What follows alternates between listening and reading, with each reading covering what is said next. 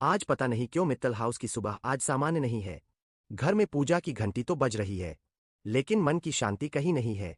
राधिया तुलसी के पास खड़ी है, हाथ जोड़े हुए, आंखें बंद, लेकिन मन बार बार उसी सवाल पर अटक रहा है। क्या सच में वह इस घर के लिए बोझ बन चुकी है? दादी की आवाज अंदर से आती है। राधिया, आज आरती में मन नहीं लग रहा। राधिया चौंकती है, आंखें खोलती है, नजर झुकाकर अंदर जाती है। डाइनिंग टेबल पर पूरा परिवार मौजूद है। प्रथम अखबार पढ़ने का नाटक कर रहा है, लेकिन नजरें बार बार राधिया की ओर उठ जाती है। निहारिका शांत बैठी है, कुछ ज्यादा ही शांत। उसके चेहरे पर हल्की सी मुस्कान है, जैसे सब कुछ उसके हिसाब से चल रहा हो। दादी बैठते ही बोल पड़ती है, इस घर में हर दिन कोई न कोई परेशानी क्यों खड़ी हो जाती है? राधिया, तू आई और चैन चला गया। राधिया कुछ कहती नहीं, लेकिन उसकी उंगलियां कांप जाती है। रजनी यह सब देख रही है। वह समझ रही है, यह सिर्फ गुस्सा नहीं है, यह किसी ने जानबूझकर भड़काया है। निहारिका धीरे से बोलती है, दादी मैं कुछ कहूं? कल रात मंदिर से फोन आया था। वह बाबा फिर आए थे।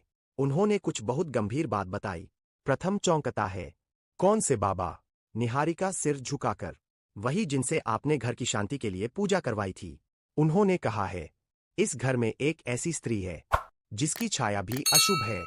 सन्नाटा छा जाता है। राधिया की सांस रुक जाती है। दादी की आंखें कठोर हो जाती है। दादी की आंखें कठोर हो जाती है। किसकी बात कर रहे थे बाबा? निहारिका बिना नाम लिए राधिया की ओर देखती है। कुछ बातें बिना कहे भी समझ आ जाती है। दादी कुर्सी से उठ जाती है। तो यह सब उसी का असर है। मैं पहले ही कहती थी, यह लड़की इस घर के लिए सही नहीं। प्रथम उठता है, दादी यह गलत है। राधिया ने कभी कुछ गलत नहीं किया। दादी गुस्से में, गलत और सही का फैसला मैं करूंगी। मैंने इस घर को बसाया है। राधिया की आंखों से आंसू नहीं गिरते। अब आंसू खत्म हो चुके हैं। अब सिर्फ खालीपन है। निहारिका अंदर ही अंदर मुस्कुराती है। पहला वार सही बैठा। उसी समय दरवाजे पर दस्तक होती है। बाबा अंदर आते हैं, सिर झुका हुआ, आंखें किसी से नहीं मिलती। दादी, बाबा, आपने जो कहा था वह सही है ना? बाबा कुछ बोलते नहीं, बस सिर हिलाते हैं। राधिया आगे बढ़ती है, बाबा, मेरी आंखों में देखकर कहिए, मैं गलत हूं। बाबा की नजरें कांप जाती है। वह नजरें झुका लेते हैं। यही पल राधिया के दिल को तोड़ देता है। दादी आदेश देती है, इस घर में इसकी कोई जगह नहीं। प्रथम, दादी, दादी, बस, आज फैसला हो गया। राधिया धीरे धीरे बाहर की ओर बढ़ती है।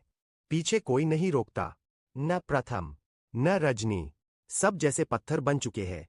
घर का दरवाजा बंद होता है, और उसी के साथ राधिया का पुराना जीवन भी। बाहर खड़ी राधिया आसमान की ओर देखती है। आज पहली बार उसे डर नहीं लग रहा, बल्कि एक अजीब सी स्पष्टता है। वह खुद से बोलती है, अगर यह सब साजिश है, तो मैं इसे उजागर करूंगी। उसी वक्त वह देखती है, बाबा गली के मोड़ पर खड़े हैं, फोन पर किसी से बात करते हुए। हाँ मैडम, काम हो गया, आज ही घर से निकाल दिया। राधिया की आंखें फैल जाती है। दिल तेज धड़कता है। यानी शक सही था। यहीं से शुरू होती है असली लड़ाई। अब राधिया सिर्फ बहू नहीं, अब वह सच ढूंढने वाली औरत है। रात गहरी हो चुकी है। बारिश की हल्की बूंदें सड़क को भिगो रही है। राधिया गली के कोने पर खड़ी है। वही बाबा अब मोबाइल पर हंसते हुए किसी से बात कर रहा है। पैसे मिल गए, कल शहर छोड़ दूंगा, आप फिक्र मत कीजिए। राधिया की मुट्ठी कस जाती है। अब उसे यकीन हो चुका है, यह सिर्फ अपमान नहीं था, यह साजिश थी। वह बाबा के पीछे पीछे चलने लगती है, दूरी बनाए रखती है। दिल तेज धड़क रहा है, लेकिन कदम नहीं रुकते। बाबा एक पुरानी सी इमारत में घुसता है। ऊपर एक टूटा सा बोर्ड, श्री नाट्य कला केंद्र। राधिया ठिठक जाती है। यहीं से सब शुरू हुआ था।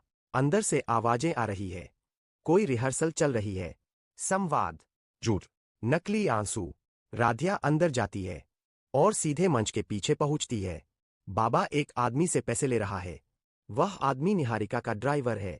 अब बहुत हो गया, राधिया तेज आवाज में बोलती है। दोनों चौंक जाते हैं। बाबा, तुमने मेरे घर को तोड़ा, अब सच बोलो। बाबा घबराकर पीछे हटता है। बेटी, मैं मजबूर था। राधिया, किसने कहा था? नाम लो। ड्राइवर भागने की कोशिश करता है, लेकिन राधिया दरवाजा बंद कर देती है। बाबा टूट जाता है। निहारिका मैडम, उन्होंने कहा था, अगर मैंने मना किया तो मेरी बेटी को नुकसान होगा। राध्या की आंखें भर आती है, लेकिन आवाज मजबूत रहती है। तुमने झूठ बोला, लेकिन अब सच मेरे साथ है। वह मोबाइल निकालती है। सारी बात रिकॉर्ड हो चुकी है। उसी समय मित्तल हाउस। दादी पूजा कर रही है, लेकिन मन अशांत है। रजनी पास बैठी है। दादी, आज कुछ गलत हुआ है। दादी, मेरा दिल कह रहा है हमने राध्या के साथ अन्याय किया। प्रथम चुपचाप सुन रहा है। उसके चेहरे पर पछतावा साफ है। तभी दरवाजे पर जोर से दस्तक होती है। दरवाजा खुलता है। राध्या खड़ी है, भीगी हुई, लेकिन आंखों में आग। दादी, मैं वापस आई हूं। बहू बनकर नहीं, सच बनकर। पूरा घर सन्न रह जाता है। राध्या मोबाइल आगे बढ़ाती है। यह सुनिए, बाबा की आवाज गूंजती है। निहारिका मैडम ने पैसे दिए थे, राध्या को गलत साबित करने के लिए। निहारिका के चेहरे का रंग उड़ जाता है। यह झूठ है। यह सब नाटक है। रजनी आगे आती है। नाटक तो तूने किया है, बहुत दिनों से। दादी की माला हाथ से गिर जाती है। तो मैंने गलत इंसान पर भरोसा किया। प्रथम राध्या के पास आता है। राध्या, मुझे माफ कर दो। राध्या, माफी बाद में, पहले सच सामने आना चाहिए। निहारिका पीछे हटती है, लेकिन उसकी आंखों में डर से ज्यादा गुस्सा है। तुम सब मिलकर मेरे खिलाफ हो गए। दादी कठोर स्वर में, इस घर में झूठ की जगह नहीं। निहारिका अपना बैग उठाती है, लेकिन जाते जाते रुकती है। राध्या, तू जीत गई, ऐसा मत समझना। उसकी मुस्कान डरावनी है। मैं अकेली नहीं हूं। दरवाजा बंद होता है, लेकिन सन्नाटा और गहरा हो जाता है। राध्या खिड़की के पास खड़ी हो जाती है। उसे महसूस होता है, यह अंत नहीं। उसी रात एक अनजान नंबर से राध्या के फोन पर मैसेज आता है। जो खेल शुरू किया है, उसका अंजाम सोच लिया है। राध्या स्क्रीन देखती है और धीमे से बोलती है, अब डरने का वक्त खत्म। सुबह की रोशनी मित्तल हाउस में फैल चुकी है, लेकिन घर के भीतर तनाव और गहरा हो गया है। राध्या रात भर सो नहीं पाई। फोन पर आया वह मैसेज अब भी दिमाग में घूम रहा है। प्रथम उसके पास आता है। तुम ठीक हो? राध्या सीधी नजरों से देखती है। ठीक नहीं हूं, लेकिन अब कमजोर भी नहीं। दादी ड्राइंग रूम में बैठी है। रजनी कुछ फाइलें देख रही है।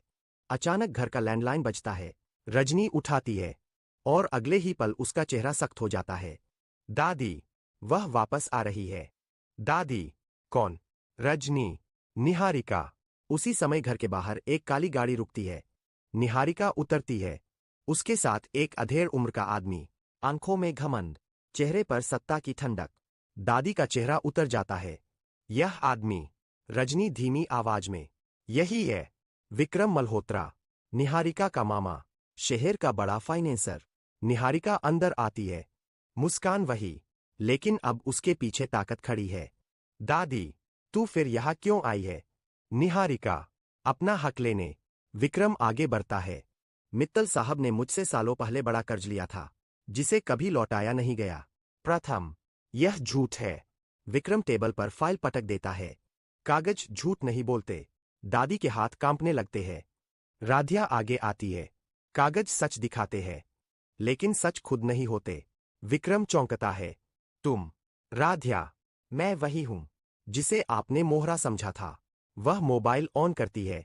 स्क्रीन पर रिकॉर्डिंग, बाबा, ड्राइवर और विक्रम की पुरानी कॉल्स। विक्रम का चेहरा बदलता है। राध्या, आपने कर्ज नहीं दिया, आपने फंदा डाला, ताकि सही वक्त पर घर गिराया जा सके। निहारिका चीखती है। बस करो, रजनी, अब देर हो चुकी है। दादी भारी आवाज में। तो यह सब सोच समझ कर किया गया था। निहारिका पहली बार चुप हो जाती है। विक्रम, अगर यह सब बाहर गया, तो यह घर बर्बाद हो जाएगा।